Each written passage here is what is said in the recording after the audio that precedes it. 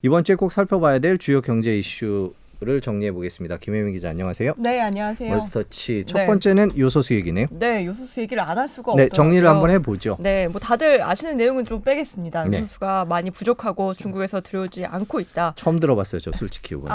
예. 가솔린 차를 모시죠? 네네. 네, 저도 그렇습니다. 네. 근데 이번에 얼마나 중요한지를 알게 됐습니다. 네. 물론 이 요소수가 차뿐만 아니라 여러 군데 쓰이더라고요. 네. 그래서 뭐 화물 차량, 항만뿐만 아니라 뭐 쓰레기 수거차, 통학버스, 아니면 쓰레기 수거차 네, 문제도 있군요. 네, 우리가 타는 전기차에도 이게 들어갔는데 전기버스에도. 전기버스. 네. 그렇기 때문에 사실 뭐 택배는 뭐 물론이고요. 그래서 나라 전체가 멈출 수 있다 이런 위기감이 고조돼 있는데 이게 해결될 기미가 보이지 않고 있습니다. 뭐 이런 얘기를 다 떠나서 우리 전체 경제에 어떤 영향을 미치는지에 대해서 오늘은 좀 말씀을 드리고 싶어요. 네. 요소수가 직접 사용되는 업종이요. 철강, 그리고 화력 발전, 뭐 시멘트 이런 곳이거든요. 네. 그런데 3분기 우리 경제가 이 건설이나 설비 투자 쪽이 좋지 않았습니다. 네. 네, 그래서 4분기에는 여기가 좀 살아날 거다라는 기대감이 있었고 여기에다가 위드 코로나 정책 시행이 되면서 소비도 더 활성화되면서 4분기 경제는 3분기보다는 훨씬 좋아질 거다 이렇게 많이 예측을 하고 있었거든요. 네. 그런데 이 요소수가 발목을 잡을 수 있다는 거예요. 네. 말씀드렸듯이 뭐 시멘트, 화력발전, 철강에 쓰이잖아요. 그렇기 때문에 설비나 이 건설 경기가 다시 회복이 안 될 가능성도 조심스럽게 지금 예측이 되고 있고요. 또 택배 차량에 이 요소수 쓰인다는 얘기는 많이 나왔죠. 네네네네. 그렇기 때문에 위드 코로나로 소비가 회복이 되려면 사람들이 물건을 많이 사서 그게 택배로 배송이 돼야 되는데 이 물류 대란이 오면 이게 어려울 수도 있다는 거죠. 그래서 4분기 경제 회복이 조금 어려울 수 있다라는 예측은 계속 조금씩 나오고 있습니다. 게다가 이 한 경제연구소에서는 이 요소수 사태처럼 제2의 이 요소 뭐 대란 같은 이런 대란들이 또 일어날 수도 있다라는 예측을 했어요. 그러니까 우리나라는 이 해외의 원료나 뭐 연료 같은 거 의존도가 굉장히 높습니다. 특히 중국에 의존하는 그렇죠. 경우가 많은데요.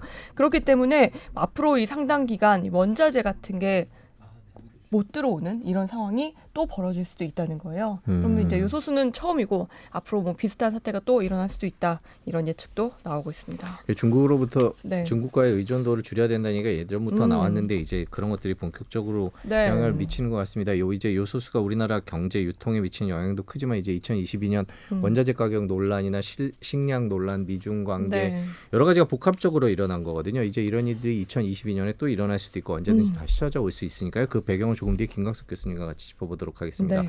두 번째는 반도체 얘기군요. 네, 오늘 반도체가 또 이슈죠. 네. 오후 2시까지 네. 이제 반도체 기업들이 미국 상무부에 자료를 제출해야 하는 이제 시한이 다가왔습니다. 무슨 자료를 내는 건가요? 이게요. 우선은 어떤 자료인지 먼저 설명을 드리면 이 반도체 매출 어떤지, 뭐 작년 매출이 어땠는지, 앞으로 실적이 어떨 건지, 그리고 반도체를 주로 수출하는 그 거래처가 어디인지, 이 거래처의 매출은 얼마인지 이런 굉장히 중요한 그리고 기업 비밀이라고까지 할 수 있는 자료에 대해서 미국 상무부가 이 반도체 기업들에게 자료 제출을 요구를 했습니다. 그런데 사실 앞에서 말씀드렸죠. 이거 기업 비밀이고요. 만약에 공개가 되면 그 거래처에 소송을 당할 위기도 걱정도 있습니다. 네. 그렇기 때문에 이 기업들이 자료 제출을 굉장히 꺼렸어요. 근데 이 시한이 오늘 오후 2시였는데 네. 삼성 측과 제가 어제 한번 통화를 해봤거든요. 네. 그랬더니 다른 기업, 사실 다른 해외 기업들은 지금 조금씩 제출을 거의 다 끝냈고 우리도 그 선에 맞춰서 오늘 오전 중에 제출을 할 거다라고 얘기를 했습니다. 그게 오전 6시쯤이었는데 이미 자료 제출은 끝났어요. 근데 아마 이게 관보에 반영이 되는 거는 오늘 오후가 될 것 같습니다. 그러니까 오늘 오후 되면 우리 삼성이나 뭐 SK 하이닉스도 이 미국 상무부 관보에 이 자료가 제출이 됐다는 그 결과가 뜰 겁니다. 제가 이 타이완의 반도체 제조회사 TSMC 굉장히 유명하잖아요. 네. 이 회사는 이미 자료를 제출해서 이걸 한번 봤어요. 네. 그랬더니 굉장히 그냥 우리가 아무 데서나 볼 수 있는 매출 정도의 자료는 공개가 됐어요. 나머지는 비공개 처리를 해서 일반 사람들은 볼 수 없게 묶어놨더라고요. 그런데 왜 미국이 이렇게 민감한 자료를 반도체 기업들에게 제출을 하라고 했을까요? 사실 뭐 자유민주주의 국가에서 이런 자료를 요구하는 게 저는 처음에 이해가 되지 않았습니다. 그럼 간단히 말씀드리면 미국이 이 반도체를 좀 안보의 관점에서 보기 때문이라고 말씀을 드릴 수 있는데 간단히 더 간단히 말하면 요소수 사태랑 되게 비슷한 것 같아요. 중국이 요소 수입을 지금 막고 있죠. 이런 것처럼 반도체도 우리가 이 만들 때 제조를 할 때 중국에 의존하는 그 비율이 굉장히 높은데 반도체 수입도 안 되게 되면 비슷한 대란이 일어날 수 있기 때문에 미국이 이거를 사전에 차단하는 그런 역할을 지금 하고 있는 겁니다. 예, 네. 반도체 얘기는 이게 말씀하셨듯이 요소수처럼 이렇게 공급망의 문제기도 하고 뭐 미중 무역 갈등의 문제, 역시 세계 경제가 바로 우리 투자나 우리의 생활에 영향을 미친다는 걸 보여주는 것 같습니다. 근데 문제는 한 가지만 더 짧게 드리면 문제는 우리나라가 이 반도체를 만들어서 수출하는 국가 중에 가장 높은 비율을 차지하는 게 중국입니다. 네. 그리고 미국에 수출하는 물량은요, 중국에 수출하는 거의 7분의 1밖에 안 돼요.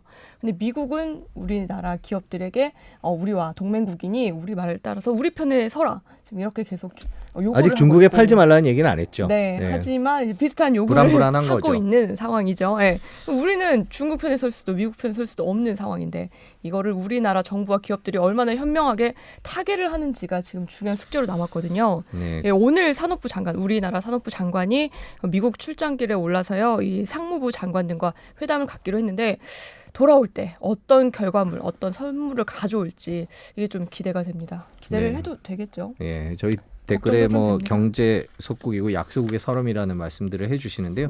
이거를 김광석 교수님은 옆에 앉아 계시지만 글로벌 반도체 신냉전 시대의 개막이라는 표현을 새 책에서 쓰셨는데요.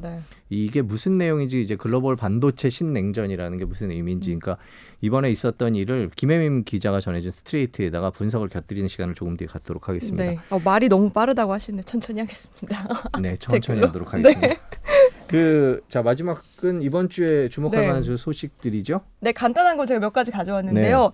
미국의 주식에 투자하시는 이 서학 개미들은 좀 주목하셔야 할 내용입니다. 앞으로 이제 미국 썸머타임 제도가 해지가 되는데 이제 날씨가 추워지면서 동절기에 접어들었잖아요. 그래서 8일부터 이 주식 개장 시간이 1시간 뒤로 1시간 뒤로 누가 옆에서 라이브 듣고 계시군요.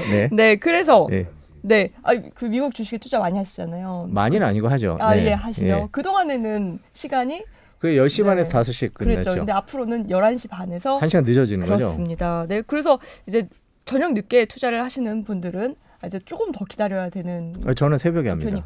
그러시면 훨씬 더 조금 나으시겠네요. 더 나아죠. 새벽에 투자하시는 분들은, 그러니까 보통 장 시작하기 전에 사고 하시는 분들보다는 아마 미국 주식을 하시면은 이제 장 끝날 무렵에 이제 사시는 분들이 조금 더 많다 뭐 이런 얘기를 들은 적이 있는데 뭐 통계는 없고요. 그런데 저는 새벽에 이제 5시 전에 일어나서 뭐 시장도 보고 살라 그러면 늦어도 뭐 4시에는 일어나야 되는 그런 상황이었는데 이제 1시간 더 잘 수 있는 그런 1시간 더 투자를 하실 수 있는 뭐 매일 하는 건 아닙니다. 회사 생활에 지장을 주기 때문에. 잠깐만, 저희 윗분이 듣고 계셔서. 이 서머 타임은요, 미국과 캐나다 등에서 지금 실시를 하고 있는데 통상 3월 두 번째 일요일부터 또 11월 첫 번째 일요일까지 8개월 동안 적용이 되고 나머지는 서머타임 제도가 적용이 되지 않습니다. 투자하시는 분들 알아두시면 좋을 소식이고요. 그리고 또 하나 이제 11월 8일부터 미국 여행 제한이 해제가 돼요. 어제죠? 네, 맞습니다. 이게 사실 미국 정부가 그동안에는 우리나라는 사실 제외가 됐고요. 뭐 유럽이나 영국, 또 중국 같은 30여 개국, 그러니까 코로나19 확산 속도가 빨랐던 이런 나라들에서는 최근 2주 동안 여기에 머물렀다면 여기서 이제 미국으로 들어올 수 없게 했습니다. 그런데 이걸 이제 해제를 시킨 건데요. 그래서 다른 나라들처럼 똑같이 앞으로는 코로나 백신 접종을 하고 PCR 확인서만 있으면 이제 미국에 자유롭게 이제 드나들 수가 있게 됐습니다. 오늘 새벽에도 보니까 미국 CNBC 방송에 영국의 브리티시 에어웨이스인가요? 그 영국의 항공사 사장님이 나와서 인터뷰하는데 그 뒤에를 보니까 뭐 이렇게 막 풍선으로 문도 만들어 놓고 막 이러면서 이제 여행 길이 다시 열렸다는 식으로 얘기를 하고 있습니다. 관련 주식들도 많이 올랐던 것 같고요. 미국은 확실히 오늘부터 달라지는 모습을 좀 보이려고 애쓰는 것 같고요. 실제로 그런 것들이 기업들의 실적에 어떻게 연결될지는 조금 봐야 되는데 이미 뭐 주가는 연일 계속 오르고 있는 상황입니다.